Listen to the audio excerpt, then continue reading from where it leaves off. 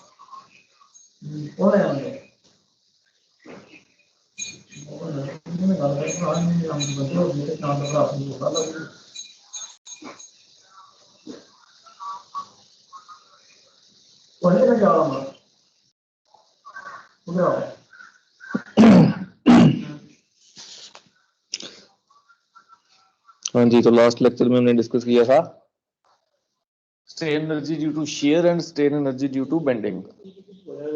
ठीक है जी। Next topic है आपका जी कास्टिग्लियानोस थ्योरम। ठीक है जी। कास्टिग्लियानोस थ्योरम को स्टेट भी करना है, इसको प्रूव भी करना है, डिराइव भी करना है। ठीक है जी। तो कास्टिग्लियानो थ्योरम जो है वो कहती क्या है, स्टेटमेंट क्या है इसकी। स्टेटमेंट ये है कि बोलता है कि अगर कोई भी बॉडी, ठीक है जी, चाहे वो कोई बीम है, चाहे वो कोई अनदर मेंबर है, ठीक है, उस पे एक सिस्टम ऑफ फोर्सेस एक्ट कर रहा है। अब सिस्टम ऑफ फोर्सेस का मतलब है कि अकेली फोर्स नहीं है, नंबर ऑफ फोर्सेस हैं। ठीक है जी, वो एक्ट कर रही हैं। ठीक है, तो अगर हमने किसी फोर्स की वजह से जो डिफ्लेक्शन उसमें आ रही है, उस बॉडी में या उस बीम में कह लो, ठीक है, जो भी डिफ्लेक्शन आ रही है अगर वो फाइंड करनी है तो वो डिफ्लेक्शन होगी equal to partial derivative of strain energy with respect to that force. ठीक है जी, थोड़ी कॉम्प्लिकेटेड है डेफिनेशन। सपोज कर लो कि एक बीम है हमारे पास जिसपे P1 लोड एक्ट कर रहा है एक पॉइंट पे, एक फिर P2 है, P3 है, नंबर ऑफ फोर्सेज हैं। अगर हमने P1 के अकॉर्डिंग निकालना है कि P1 के कारण इस बीम में कितनी डिफ्लेक्शन है, ठीक है जी, तो वो क्या होगा, जितनी स्ट्रेन एनर्जी उसमें स्टोर्ड है, ठीक है जी, उसका partial derivative with respect to that force. That force का मतलब अगर P1 के विद रिस्पेक्ट टू करेंगे तो P1 के विद रिस्पेक्ट टू उसका पार्शियल डेरिवेटिव निकालना पड़ेगा। अगर P2 लोड के करंट डिफ्लेक्शन फाइंड करनी है तो P2 के विद रिस्पेक्ट टू निकालना पड़ेगा। ऐसे ही अप टू Pn। ठीक है जी, नंबर ऑफ लोड्स जो है वो कितने भी हो सकते हैं। ठीक है, P1 P2 P3 up to Pn। ठीक है, तो डिफ्लेक्शन निकालने के लिए पार्शियल डेरिवेटिव लेना पड़ेगा हमें स्ट्रेन एनर्जी का with respect to the load. ठीक है जी। तो सपोज कर लो कि हम कंसिडर कर लेते हैं कि हमारे पास एक सिंपली सपोर्टेड बीम है जी। सपोज कर लो कि ये हमारे पास आ गया है कि सिंपली सपोर्टेड बीम। ठीक है जी, एंड ए और बी पे ये बीम सिंपली सपोर्टेड है। ठीक है जी, अब इस पे लोड्स एक्ट कर रहे हैं। ठीक है, अब सिस्टम ऑफ लोड की हमने बात की है तो मींस ज्यादा लोड होंगे। ठीक है जी, एक लोड नहीं होगा। ठीक है, तो सपोज कर लेते हैं कि ये अलग अलग 3 पॉइंट ले लेते हैं कोई। ठीक है, तो उस पे हम कंसिडर कर लेते हैं कि लेट फर्स्ट पॉइंट पे P1 लोड एक्ट कर रहा है, सेकंड पॉइंट पे P2 लोड एक्ट कर रहा है और थर्ड पॉइंट पे P3 लोड एक्ट कर रहा है। ठीक है जी, सिंपली सपोर्टेड बीम है। ठीक है जी, ए बी पे सपोर्टेड है और 3 लोड जो हैं P1 P2 P3 इस पे एक्ट कर रहे हैं। ठीक है जी, अब 3 लोड इस पे एक्ट कर रहे हैं तो इसके कारण क्या होगा, इस ड्यू टू दीज लोड इसमें डिफ्लेक्शन आएगी बीम में। ठीक है जी, सपोज कर लो कि ये बीम जो पहले इस तरह से स्ट्रेट दिख रहा था, अब आफ्टर एप्लीकेशन ऑफ लोड ये क्या है, बेंड हो गया, इसमें डिफ्लेक्शन आ गई। ठीक है जी, तो लेट P1 के कारण जो डिफ्लेक्शन आई है वो है x1, P2 के कारण जो डिफ्लेक्शन है वो है x2 और P3 के कारण जो डिफ्लेक्शन है वो है x3। ठीक है जी, पहले सिंपल बीम था, जब उस पे लोड एक्ट करे डिफरेंट डिफरेंट तो बीम में क्या है, डिफ्लेक्शन आई। ठीक है, तो डिफ्लेक्शन जो है वो P1 के कारण है जो वो x1 है, ठीक है जी। जो p2 के विद रिस्पेक्ट टू है वो x2 है, जो p3 के विद रिस्पेक्ट टू है वो है x3, ठीक है जी। अब हम सपोज कर लेते हैं कि ये जो लोड्स हैं p1 p2 p3, ये लोड्स जो हैं वो ग्रेजुअली अप्लाइड लोड हैं, ठीक है जी। तो ग्रेजुअली अप्लाइड लोड का जब हमने केस पढ़ा था स्ट्रेन एनर्जी में, तो उसमें हमने पढ़ा था कि जब ग्रेजुअली हम लोड अप्लाई करते हैं तो उसका मतलब क्या है कि लोड जीरो से बढ़ाना शुरू करते हैं और जितनी उसकी वैल्यू होती है वहां तक लेके जाते हैं, ठीक है। और जब इसमें हम लोड एक्सटेंशन कर्व की बात करते हैं तो वो बनता था ट्रायंगल, ठीक है। अगर आपको याद हो दोबारा से रिमाइंड करवाते हैं यहाँ पे, ठीक है। इस तरह से अगर हम बात करें कि ये हमारा लोड है, ठीक है जी, और ये हमारी एक्सटेंशन है। तो ग्रेजुअली अप्लाइड लोड में क्या है, जीरो से जो है लोड पी वैल्यू तक अगर हमने यहाँ तक लोड अप्लाई करना है तो जीरो से पी तक आहिस्ता आहिस्ता लोड हम जो है वो डालते हैं, ठीक है। लेकिन सडन में क्या है, सडन में एकदम से लोड डाल देते हैं, ठीक है। तो ग्रेजुअली अप्लाइड में क्या है, जो area under load extension curve होती है वो हमारा होता है एरिया ऑफ ट्रायंगल, ठीक है जी। ये वाला एरिया होता था, ठीक है, half into base into altitude, ठीक है। तो बेस यहाँ पे क्या है, हमारी जो एक्सटेंशन है वो बेस है, ठीक है जी। एल्टीट्यूड कितना है, जितना फोर्स है, ठीक है। तो यहाँ पे हम लिख देते थे half into load into deflection, half into load into deflection, ये ग्रेजुअली अप्लाइड का केस है, ठीक है जी। अब अगर ये तीनों लोड्स, ठीक है, ये जो बीम पे तीनों लोड हैं P1 P2 P3, ये ग्रेजुअली अप्लाइड हैं, ठीक है जी। तो इसके कारण जो स्ट्रेन एनर्जी है, ठीक है जी, वो किसके बराबर होगी, तो स्ट्रेन एनर्जी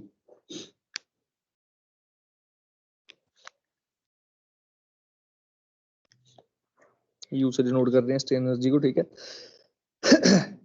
अब P1 लोड है और x1 डिफ्लेक्शन है विद रिस्पेक्ट टू P1, ठीक है। तो यहाँ पे आ गया half into load into deflection, ठीक है जी। ये आ गई हमारी P1 के कारण, ठीक है। सेकंड P2 लोड है, x2 डिफ्लेक्शन है, सिमिलरली थर्ड P3 है, x3 है, ठीक है जी। ये आगे कितना भी हो सकता है अप टू n नंबर्स, ठीक है जी। अब नेक्स्ट क्या है, अब कह रहा है कि सपोज कर लो कि हमने ये जो P1 लोड था, ठीक है, जहाँ इनमें से कोई भी किसी को भी कर सकते हैं, ठीक है। हम P1 को लेके चलते हैं कि इसमें हमने एक स्मॉल अमाउंट ऑफ लोड और ऐड किया, स्मॉल अमाउंट ऑफ लोड हम यहाँ पे मान लेते हैं कि डेल्टा P1 जो लोड है वो इस पॉइंट पे हमने और ऐड किया, ठीक है जी। अगर डेल्टा P1 और ऐड किया तो इसमें क्या है, इस बीम में सारे में फिर से डिफ्लेक्शन आएगी। अब ये नहीं है कि यहाँ पे कर रहे हैं तो ये इसी पॉइंट पे डिफ्लेक्शन आएगी, ठीक है। डिफ्लेक्शन सारे बीम में आएगी, ठीक है। सपोज कर लेते हैं कि अब हमारा ये बीम जो था थोड़ा और डिफ्लेक्ट कर गया है, ठीक है जी। और ये डिफ्लेक्शन जो है ये बहुत स्मॉल है, ठीक है, क्योंकि हमने कहा कि लोड ही स्मॉल यूज कर रहे हैं हम, डेल्टा P1 लोड है, ठीक है। तो यहाँ पे हम कहते हैं कि इस डेल्टा P1 के कारण यहाँ पे एक्सटेंशन डेल्टा x1, ठीक है, पहले x1 थी, अब स्मॉल लोड डेल्टा P1 लगाया, उसके अकॉर्डिंग आ गई ये हमारी डेल्टा x1, यहाँ पे आ गई डेल्टा x2 और यहाँ पे डेल्टा x3,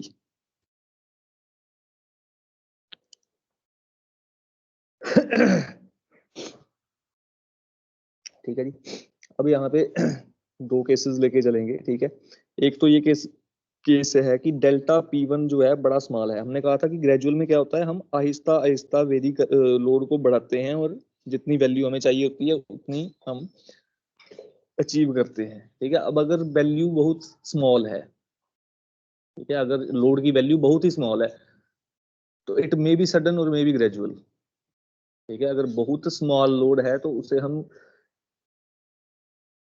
ग्रेजुअली भी कंसिडर कर सकते हैं कि ग्रेजुअल अप्लाई कर सकते हैं, लेकिन अगर बहुत स्मॉल है तो जीरो से लेके उसकी वैल्यू, मतलब अगर जीरो के आसपास की वैल्यू है तो रीच करने में कितना टाइम लगेगा, तो वो सडन भी कंसिडर होगा, ठीक है। और अगर जब हमने सडन लोडिंग का केस पढ़ा था, ठीक है, तो सडन लोडिंग में क्या था, अगर हम ग्राफ की बात करें, ठीक है जी, तो ये हमारा लोड है और ये हमारी एक्सटेंशन है, ठीक है जी। तो सडन लोडिंग में क्या था, अब बहुत स्मॉल अमाउंट है, ठीक है, तो इट मींस जैसे ही हम अप्लाई करेंगे वैल्यू रीच कर जाएंगे, ठीक है ना, क्योंकि अब यहाँ पे हमारे पास कुछ कोई न्यूमेरिकल वैल्यू नहीं लेके चल रहे हम कि इतना न्यूटन है या इतना न्यूटन है, ठीक है, हम जस्ट ये इमेजिन करके चल रहे हैं कि एक स्मॉल लोड डेल्टा P1 हमने जो है P1 की जगह पे जहाँ पे P1 एक्ट कर रहा है वहां पे उसको इंक्रीज कर दिया बाय स्मॉल अमाउंट, ठीक है। तो अगर सडन लोडिंग होगी, ठीक है जी, तो सडन लोडिंग होगी तो ये जो P की वैल्यू है ये एकदम से अटेन हो जाएगी, ठीक है जी। और ये जो एरिया है अब, ठीक है जी, ये सडन लोडिंग में हमने पढ़ा था कि उस केस में क्या है, जो एरिया होता है वो ट्रायंगल नहीं होता, वो लोड एक्सटेंशन कर्व के अंदर जो एरिया आ जाता है वो आ जाता है एरिया ऑफ द रेक्टेंगल। तो उसे हम सिंपल लिख सकते हैं P इंटू एक्स, ठीक है जी। अब इस डेल्टा P1 ऐड करने के कारण P1 पॉइंट पे जो हमने डेल्टा P1 ऐड किया है, ठीक है, तो ड्यू टू डेल्टा P1, ठीक है जी। अब सडन लोडिंग का केस लेके चल रहे हैं कि डेल्टा P1 के कारण अगर हम स्ट्रेन एनर्जी कैलकुलेट करें, स्ट्रेन एनर्जी,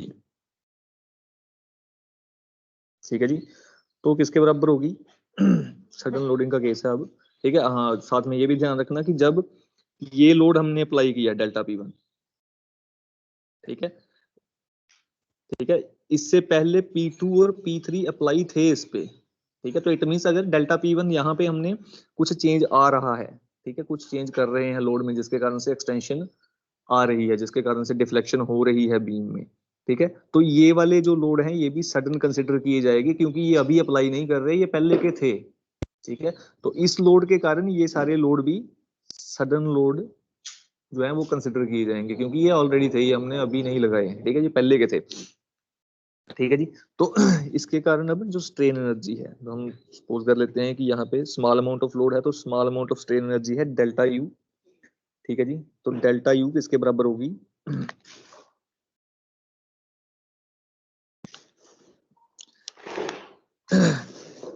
अब डेल्टा P1 अप्लाई करने के बाद की एक्सटेंशंस हैं ये जो हमने बाद में कंसिडर की हैं, means delta X1, delta X2 और डेल्टा X3, ठीक है जी। और लोड में कहाँ चेंज हो रहा है, सिर्फ फर्स्ट पॉइंट पे, ठीक है जी। तो लोड हमने अप्लाई किया था डेल्टा P1, ठीक है, इसके कारण जो है डेल्टा X1 जो है वो डिफॉर्मेशन आ गई, ठीक है जी, प्लस P1 पहले से था, ठीक है जी। अब डिफ्लेक्शन हमने यही वाली लेनी है क्योंकि ये X1, X2, X3 पहले वाली डिफ्लेक्शन है जब P1, P2, P3 अप्लाई हुआ था, ठीक है। और जब P1 के बीच डेल्टा P1 ऐड कर दिया तो उसके बाद की जो डिफ्लेक्शन है वो डेल्टा X1, डेल्टा X2 और डेल्टा X3 है, ठीक है। तो P1 into delta X1 plus P2 delta X2 plus P3 delta X3, ठीक है जी। अब हमने कहा कि स्मॉल लोड है डेल्टा P1 और उसके कारण क्या है, स्मॉल डिफ्लेक्शन, ठीक है। तो ये हमने पढ़ा हुआ है पहले भी कि जो छोटी क्वांटिटीज होती हैं उनका अगर प्रोडक्ट हो रहा है तो वो और भी छोटा हो जाएगा, ठीक है ना। जैसे बहुत छोटी क्वांटिटी है जो लेस देन 1 है, पॉइंट्स में है, ठीक है, तो उनके जब हम प्रोडक्ट करते हैं तो वो और ज्यादा छोटी हो जाती है, तो इट मीन उसको हम निगलेक्ट कर देते हैं, ठीक है। तो ये जो डेल्टा डेल्टा वाली है जहाँ पे डेल्टा वाली टर्म्स दोनों मल्टीप्लाई हो रही हैं तो इनको हम अगर निगलेक्ट कर दें, ठीक है, तो हमारे पास इक्वेशन बच गई, ये वाली टर्म निगलेक्ट हो गई delta P1 into delta X1, ठीक है, क्योंकि स्मॉल क्वांटिटीज है। तो यहाँ बच गई हमारे पास P1 delta X1 plus P2 delta X2 plus P3 delta X3, ठीक है जी। अब नेक्स्ट लेके चलेंगे कि अगर ये सारा सिस्टम, अगर ये जो सारा लोडिंग सिस्टम है हमारा ये ग्रेजुअल हो, ठीक है,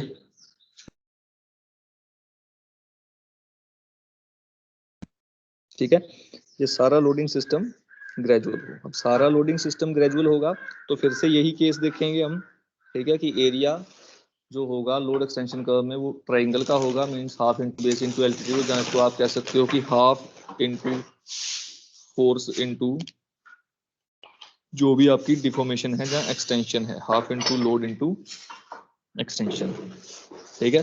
लेकिन अब अगर ये सारा हम ग्रेजुअल कंसिडर करते हैं, ठीक है जी, ग्रेजुअल कंसिडर करेंगे तो यहाँ पे लोड कितना है, P1 plus delta P1, total load यही है क्योंकि P1 था और डेल्टा P1 था, ठीक है जी। और एक्सटेंशन कितनी है, X1 plus delta X1 total extension, ठीक है। अब इस सारे सिस्टम को दोबारा से ग्रेजुअल एज अ कंबाइन इसको हम ग्रेजुअल कंसिडर कर रहे हैं, ठीक है जी। तो if all loads are applied gradually, ठीक है जी, तो जो स्ट्रेन एनर्जी है, ठीक है जी, अब हमने कहा कि P1 P2 P3 के कारण स्ट्रेन एनर्जी थी U, जब डेल्टा P1 कंसिडर कर लिया तो स्ट्रेन एनर्जी आ गई हमारी, ये इक्वेशन बन गई, उसमें से बाद में हमने ये निगलेक्ट कर दिया, ठीक है, तो ये इक्वेशन आ गई, ठीक है। लेकिन अगर ये पूरा ग्रेजुअल कंसिडर करें, ठीक है जी, तो उसके लिए अब टोटल स्ट्रेन एनर्जी कितनी होगी, जितनी पहले थी प्लस जितनी डेल्टा P1 के बाद आई, ठीक है, मींस जितनी U थी प्लस डेल्टा U, ठीक है। तो ये जो टोटल स्ट्रेन एनर्जी है, strain energy if gradual loading is considered,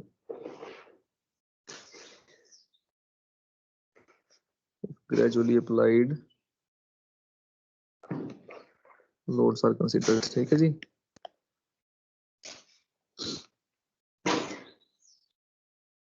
ठीक है जी, तो वो होगी हमारी कि जितनी पहले थी प्लस जितनी लोडिंग के बाद आई, ठीक है जी।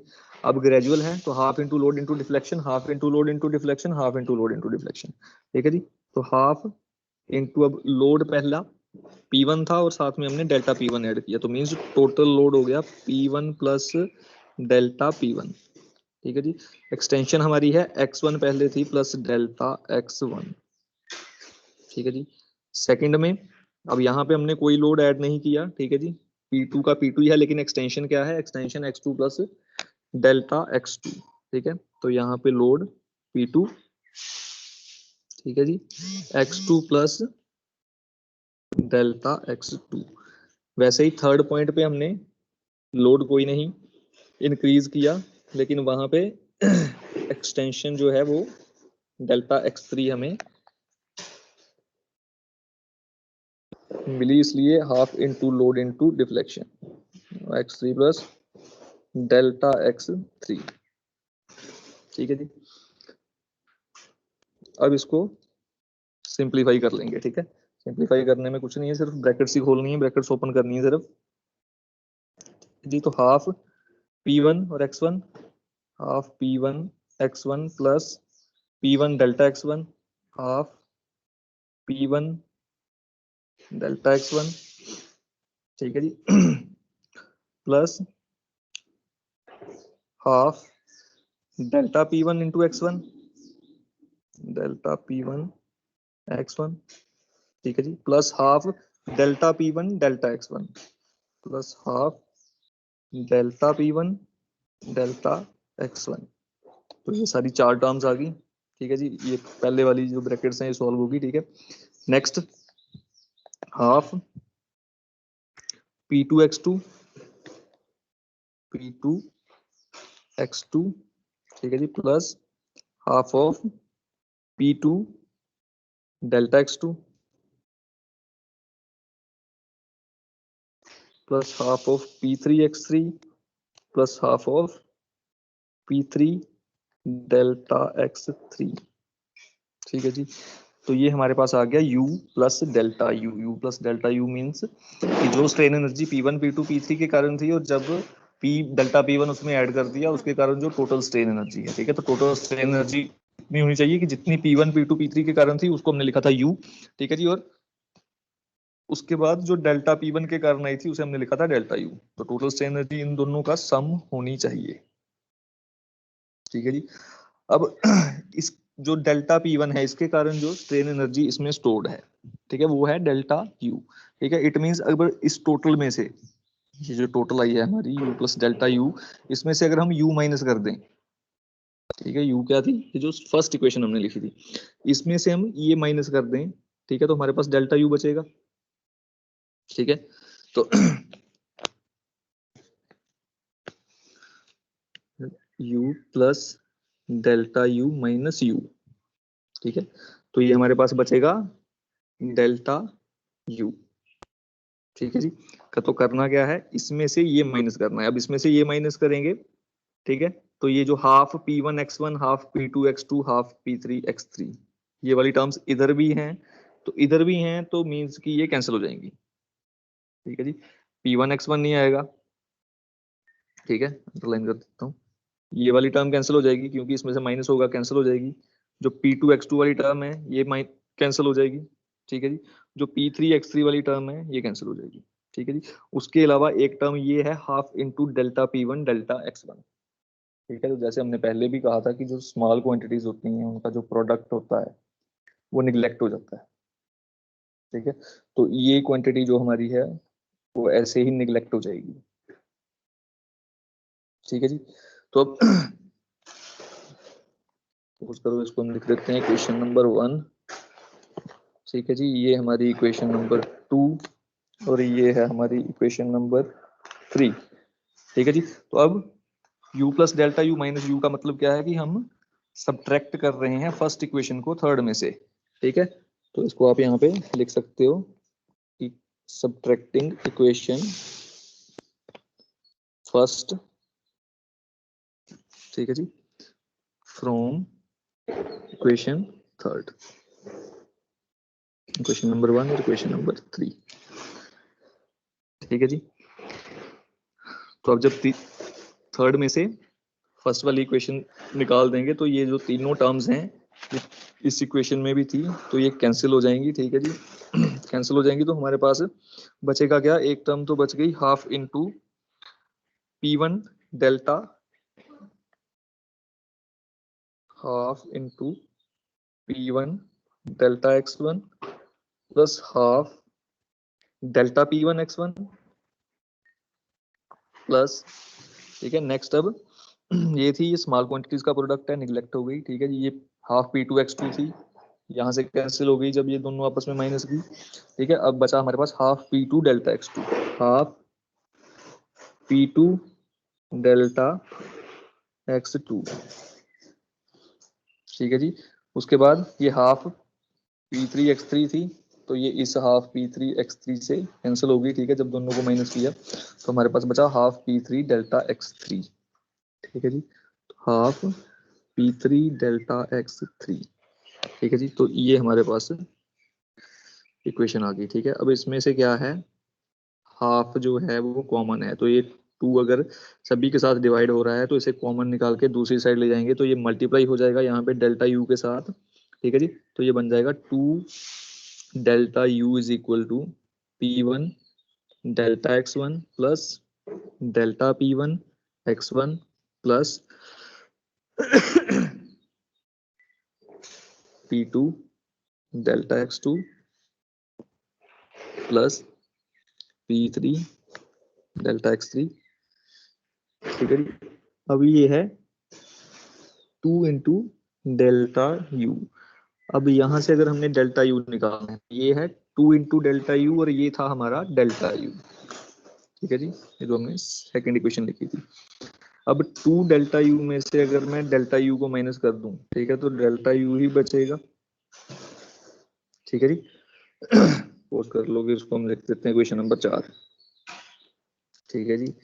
अब क्या कर रहे हैं हम, अब सब्ट्रैक्ट करनी है हमने इक्वेशन नंबर जो है 2 है हमारी, ठीक है। डेल्टा यू 2 डेल्टा यू में से माइनस करनी है, ठीक है।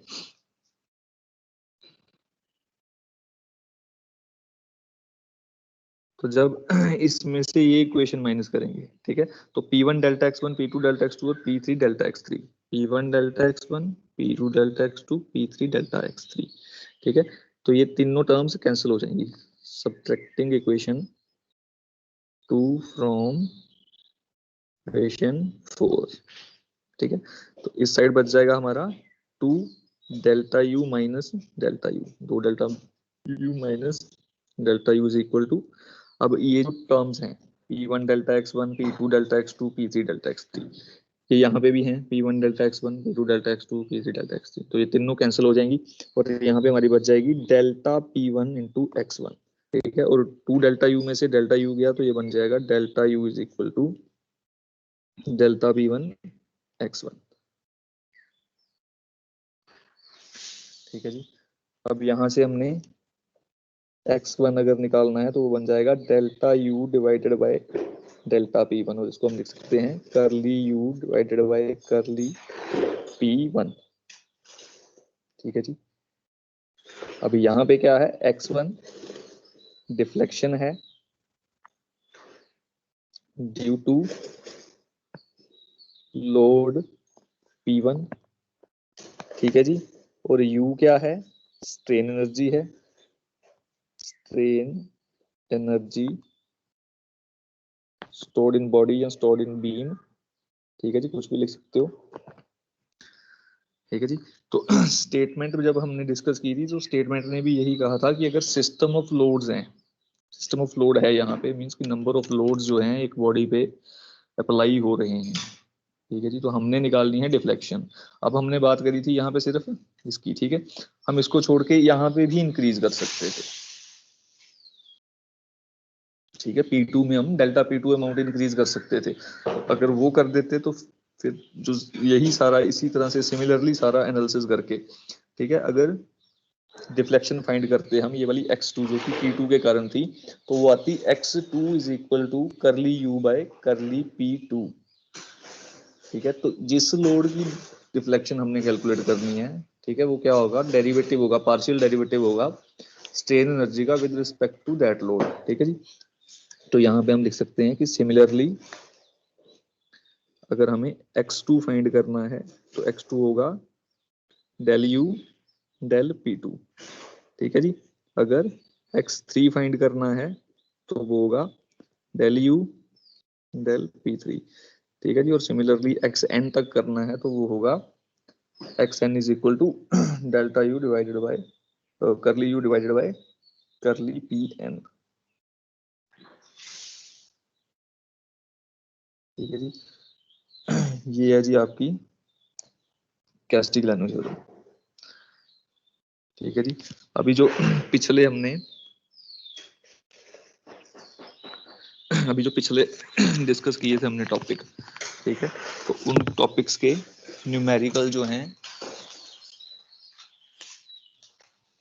वो दो जो टॉपिक हमने पिछले लेक्चर में डिस्कस किए थे उनके न्यूमेरिकल रहते हैं। ठीक है जी। तो उनकी न्यूमेरिकल प्रॉब्लम अभी डिस्कस करेंगे। ठीक है जी। तो स्ट्रेन एनर्जी जो है, जो जब शेयर स्ट्रेस के कारण जब बॉडी जो है वो शेयरिंग में है तो स्ट्रेन एनर्जी कितनी स्टोर्ड है। ठीक है जी। जब बेंडिंग में है तब स्ट्रेन एनर्जी कितनी स्टोर है। हाँ, बेंडिंग में होल्ड पे चले गए, क्या हो गया।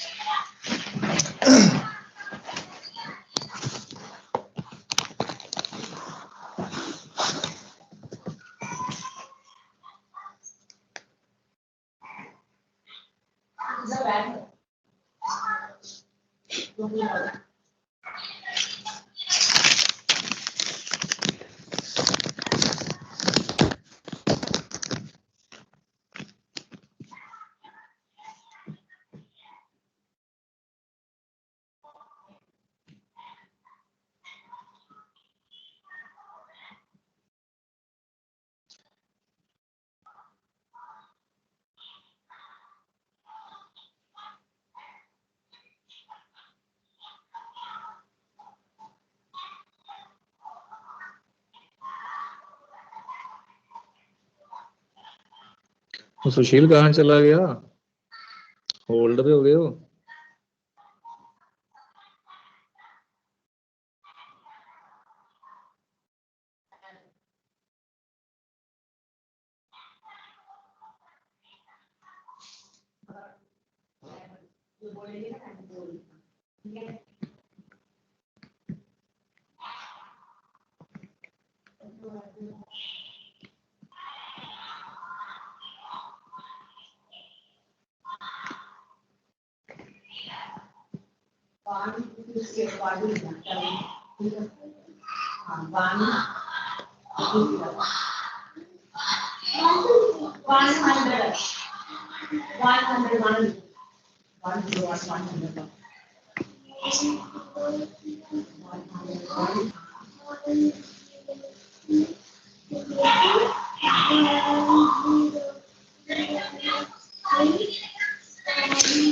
कहाँ चले गए सुशील?